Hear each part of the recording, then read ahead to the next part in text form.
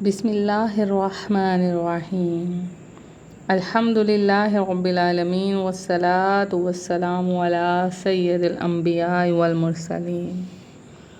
پیارے بھائیوں اور بہنوں، آج کی اس ویڈیو میں ہم آپ کو ایک ایسی آیت کے بارے میں بتائیں گے جسے اگر آپ پورے یقین کے ساتھ پڑھ لیں تو دشمن پاگل ہو جاتا ہے۔ روحانی وظائف کے معزز ناظرین، آپ دیکھ رہے ہیں ہمارا چینل روحانی وظائف۔ وہ دشمن جو آپ کے خلاف سازشیں کرتا ہے، وہ دشمن جو آپ کو نقصان پہنچانے کی کوشش کرتا ہے، وہ دشمن جو آپ کو زندگی بھر کے لیے پریشان کرنا چاہتا ہے، تو اللہ تعالیٰ کا فرمان ہے وَمِن شَرِّ حَاسِدٍ إِذَا حَسَدَ، یعنی اور حسد کرنے والے کے شر سے جب وہ حسد کرے۔ یہ آیت قرآن مجید کی سورہ فلق کی آخری آیت ہے، اور اس کی طاقت ایسی ہے کہ دشمن کے سارے وار الٹے پڑ جاتے ہیں۔ دشمنی کیوں ہوتی ہے؟ آخر اس کی کیا وجوہات ہیں؟ تو سنیے، انسان کی زندگی میں دشمن ہمیشہ رہا ہے، کبھی جائیداد کی وجہ سے، کبھی رزق کی وجہ سے، کبھی رشتہ دار حسد کی وجہ سے۔ دشمن انسان کی خوشیوں کو چھیننا چاہتا ہے، لیکن یاد رکھیے دشمن کبھی کامیاب نہیں ہوتا اگر اللہ آپ کے ساتھ ہے۔ قرآن میں صاف فرمایا گیا ان قید الشیطان کان ضعیفا، یعنی بے شک شیطان کا مکر کمزور ہے۔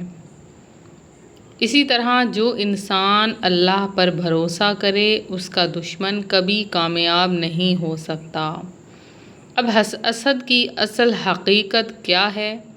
تو حسد دل کی ایک ایسی بیماری ہے جو انسان کو برباد کر دیتی ہے۔ حسود انسان خود بھی جلتا ہے اور دوسروں کو بھی جلانے کی کوشش کرتا ہے۔ رسول اکرم صلی اللہ علیہ وآلہ وسلم نے فرمایا، حسد نیکیوں کو اس طرح کھا جاتا ہے جیسے آگ لکڑی کو جلا دیتی ہے۔ لیکن قرآن کی یہ عظیم آیت وَمِن شَرِّ حَاسِدٍ إِذَا حَسَدَ، مومن کو دشمن اور حسد کرنے والوں کے شر سے بچا لیتی ہے۔ اب دشمن کو قابو میں کرنے کا ایک خاص عمل بھی ہے۔ اب آئیے سنتے ہیں وہ خاص عمل جو آپ کو دشمن کے شر سے بچاتا ہے اور دشمن کو آپ کے قدموں میں لے آتا ہے۔ اب آپ میں سے کون ہے جو ایسا چاہتے ہیں؟ تو ان کے لیے خاص ترین عمل ہے۔ عمل کا طریقہ غور سے سن لیں، لفظ با لفظ ایسے ہی کرنا ہے۔ سب سے پہلے آپ نے باوضو ہو جانا ہے، 2 رکعت نفل نماز حاجت کے ادا کریں، پھر 11 مرتبہ درود ابراہیمی پڑھیں، اس کے بعد 313 مرتبہ پڑھیں وَمِن شَرِّ حَاسِدٍ إِذَا حَسَدَ، پڑھ کر اپنے دشمن کا تصور کریں اور اللہ سے دعا مانگیں۔ یہ عمل صرف 3 دن تک کریں، انشاءاللہ وہ دشمن جو آپ کے لیے جال بچھا رہا ہے وہ خود انہی جالوں میں پھنس جائے گا انشاءاللہ عز و جل۔ آج آپ کو ایک بہت ہی خاص اور ایک سچا واقعہ بتاؤں گی، تو آپ کو وہ واقعہ میں سناتی ہوں جو میری قریبی عزیز کے ساتھ پیش آیا۔ میری ایک دوست کی زندگی بہت ہی زیادہ سکون سے گزر رہی تھی۔ اللہ نے اسے رزق بھی دیا تھا اور عزت بھی دی تھی، لیکن ایک رشتہ دار اس پر بہت زیادہ حسد کرنے لگا۔ وہ چاہتے تھے کہ اس کی خوشیاں مکمل طور پر ختم ہو جائے، جیسے کہ عموماً ایسا ہوتا ہے۔ انہوں نے نہ صرف برے جادو کا سہارا لیا بلکہ محفلوں میں اس کے خلاف زہر اگلنے لگے۔ میری دوست نے کئی بار روتے ہوئے کہا میری خوشیاں چھین لی گئی ہیں، میں پریشان ہوں، کیا کروں؟ میں نے اسے یہی آیت بتائی کہ وَمِن شَرِّ حَاسِدٍ إِذَا حَسَدَ، تو اس نے پورے یقین کے ساتھ 3 دن تک یہ عمل کیا۔ سبحان اللہ۔ تیسرے دن وہ دشمن جو تکبر اور غرور میں ڈوبا ہوا تھا وہ خود بخود اس کے قدموں میں آ گیا۔ اللہ تبارک و تعالی نے ایسے حالات پیدا کر دیے کہ وہی دشمن اس سے معافی مانگنے لگا۔ تو اب آپ سب کے لیے ایک خاص نصیحت ہے، پیارے بھائیوں اور بہنوں، یہ آیت محض الفاظ نہیں بلکہ اللہ تعالی کی قدرت ہے۔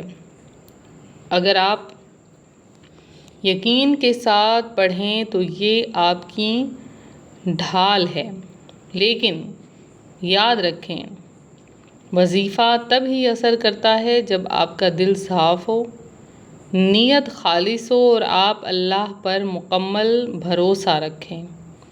تو آخر میں ایک روحانی وظیفہ اور دعا بھی سن لیجئے میرے ان بہن بھائیوں کے لیے جو دشمنوں کی وجہ سے بہت پریشان ہیں۔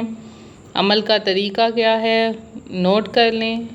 روزانہ نماز عشاء کے بعد 7 مرتبہ سورہ فلق پڑھنی ہے۔ ہر مرتبہ آخر میں خاص طور پر یہ آیت 313 مرتبہ پڑھیں، وَمِن شَرِّ حَاسِدٍ إِذَا حَسَدَ۔ پھر 100 مرتبہ یہ اسم مبارک پڑھیں، یا قہار یا جبار، اور آخر میں دعا کریں کہ اے اللہ ہمیں ہر دشمن کے شر سے محفوظ فرما۔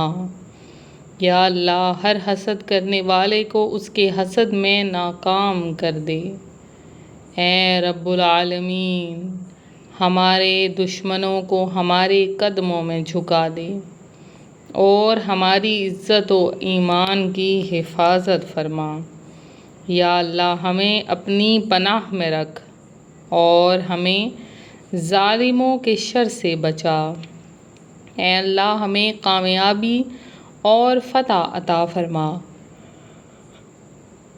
اور ہمیں دین و دنیا و آخرت میں سرخرو کر دے، آمین یا رب العالمین۔ پیارے سامعین، یہ آیت وَمِن شَرِّ حَاسِدٍ إِذَا حَسَدَ ہر مومن کے لیے ڈھال ہے، اسے اپنا معمول بنا لیں، صبح و شام پڑھیں، انشاءاللہ کوئی دشمن آپ کا کچھ نہیں بگاڑ سکے گا، انشاءاللہ عز و جل۔